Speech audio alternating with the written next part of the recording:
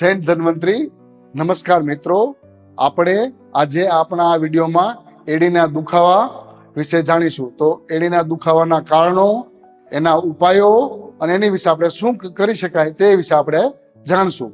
તો આયુર્વેદ શાસ્ત્રમાં એડીના દુખાવા માટે વાઘભટ્ટ ઋષિએ અષ્ટાંગ હૃદયમાં વાત વ્યાધિ નિદાનમાં વાત કંટક નામે ઓળખાયો છે. એટલે કે એડીના દુખાવામાં આયુર્વેદ અનુસાર એને વાત કંટક કહેવામાં આવે છે. તો હવે આપણે એડીનો દુખાવો શું કામ થાય છે એની વિશે જાણીએ. તો ઘણા લોકોને ચાલવામાં પગ ઉપર નીચે રહેતો હોય, વધારે પડતી ચાલવાનું કામ હોય, ટ્રેકિંગનું કામ હોય કે ખાડા ઢોરાવાળી જગ્યા ઉપર ચાલતા હોય, જેના શૂઝ અને ચપ્પલ વધારે પડતા ટાઈટ હોય, કઠણ જગ્યા ઉપર ચાલતા હોય, જેનું વજન વધારે હોય અને એ લોકોને ઊભા રહીને કરવાનું કામ હોય અથવા વધારે ચાલવાનું કામ હોય, તો આ બધા કારણોથી તમારા શરીરમાં ઉત્પન્ન થયેલો વાયુ કુલ્પ સંધિ એટલે કે એડીમાં જઈને દુખાવો ઉત્પન્ન કરે છે. એને વાત કંટક કહેવામાં આવે છે. સુશ્રુત ઋષિએ તેને ખડુકાશ્રિત વાત કહેલો છે અને પારસીણી આશ્રિત વાત પણ તેને કહેવામાં આવે છે. પારસીણી એટલે એ સંસ્કૃત શબ્દ છે, જેને ગુજરાતી ભાષામાં એડી કહેવામાં આવે છે. કે જે એડીમાં જઈને દુખાવો કરે છે વાયુ, એને પારસીણી આશ્રિત વાત પણ કહેવામાં આવે છે. તો આ રીતને આયુર્વેદ શાસ્ત્રમાં અલગ અલગ શ્લોકોમાં, અલગ અલગ શાસ્ત્રમાં અલગ અલગ રીતે એડીના દુખાવાનું વર્ણન કરેલ છે. તો હવે આપણે એની ચિકિત્સા વિશે જાણશું કે એની શું ચિકિત્સા કરી શકાય. તો સૌથી પહેલી તેની ચિકિત્સા છે સ્નેહન અને સ્વેદન. સ્નેહન એટલે મસાજ કે માલિશ કરવું. તમે નોર્મલ તલના તેલ અથવા એરંડાના તેલને ગરમ કરી અને મસાજ કરી શકો છો. આ ઉપરાંત આયુર્વેદ શાસ્ત્રમાં બીજા ઘણા તેલનું પણ વર્ણન કરેલ છે. મેડિકેટેડ તેલનું વર્ણન કરેલ છે, જેમાં નિર્ગુંડી તેલ, નારાયણ તેલ, મહાનારાયણ તેલ, વિષગર્ભ તેલ, આ બધા તેલનો પણ તમે માલિશમાં ઉપયોગ કરી શકો છો. અને તમારે એડીથી લઈ અને આખા પગના તળિયામાં ડેઈલી સવાર સાંજ 2 ટાઈમ માલિશ કરવાનું હોય છે. સવારે ઘરેથી નીકળતા પહેલા અને રાતે સૂતા પહેલા 2 ટાઈમ માલિશ કરવાનું હોય છે.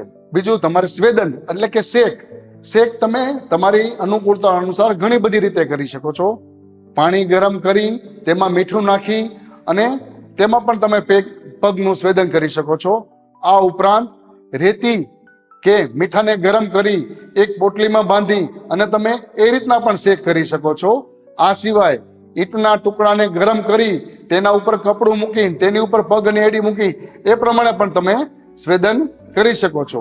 એટલે આ રીતે તમે અલગ અલગ રીતે પગનું સ્વેદન એટલે કે તમે શેક આપી શકો છો. આ ઉપરાંત આયુર્વેદ શાસ્ત્રમાં એડીના દુખાવામાં અગ્નિકર્મનું પણ મહત્વ આપેલું છે. અગ્નિકર્મ એટલે કે શલાકા હોય છે, ધાતુની શલાકા હોય છે, જેને ગરમ કરી અને લોકલ પાર્ટ પર ટચ કરવાનું હોય છે, જેને આયુર્વેદ ભાષામાં અગ્નિકર્મ કહેવાનું હોય છે.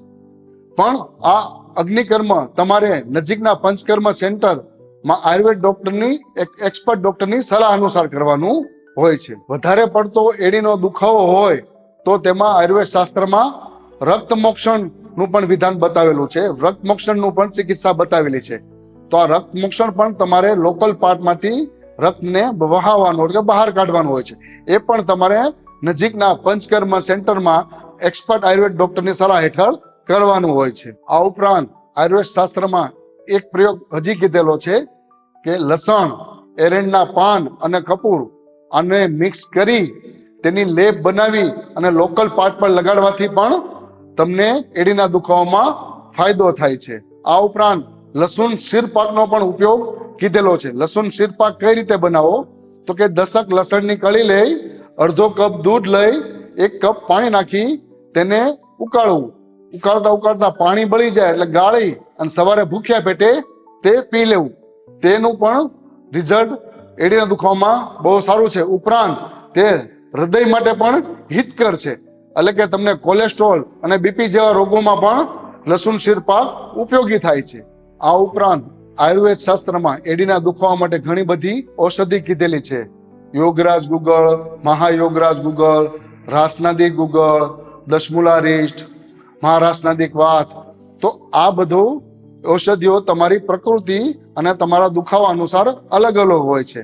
જે તમારે તમારા આયુર્વેદ એક્સપર્ટ ડોક્ટરની સલાહ લઈને લેવાનું હોય છે. આ જોયું કે શેના હિસાબે એડીનો દુખાવો થાય છે અને એની ચિકિત્સા શું છે. તો હવે આપણે એના થોડા પ્રિકોશન વિશે જોઈ લઈએ. તો એમાં સૌથી મોટું પ્રિકોશન કે રાતે સૂર્યાસ્ત પછી પાણી ઓછું પીવું. વધારે પડતું પાણી પીવાથી પણ વાયુ સાંજે વધે છે અને સવારે તમને ગુલ્ફ સંધિમાં પેઇન એટલે કે દુખાવો કરે છે ને એડીનો દુખાવો. તો રાતે સૂર્યાસ્ત પછી પાણી ઓછું પીવું એ પણ એક મેઇન પ્રિકોશન છે.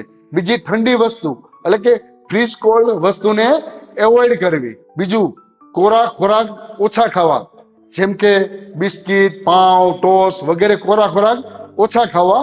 અને સ્નિગ્ધ એટલે ચીકણા ખોરાક એટલે કે આપણા રોજિંદા ખોરાકમાં તેલ અને ઘી વધારે પ્રમાણમાં જાય એ રીતે ખોરાકનું સેવન કરવું. આ પણ એક પ્રિકોશન રાખવાનું છે. ઠંડા પાણીથી નાહવાનું પણ બંધ કરવું જોઈએ અને લાંબો સમય સુધી ચાલવાનું પણ બંધ કરવું જોઈએ અને લાંબો સમય સુધી ઊભા રહેવાનું પણ બંધ કરવું જોઈએ અને તમારે તમારા બૂટ અને ચપ્પલ એકદમ સોફ્ટ પહેરવા જોઈએ.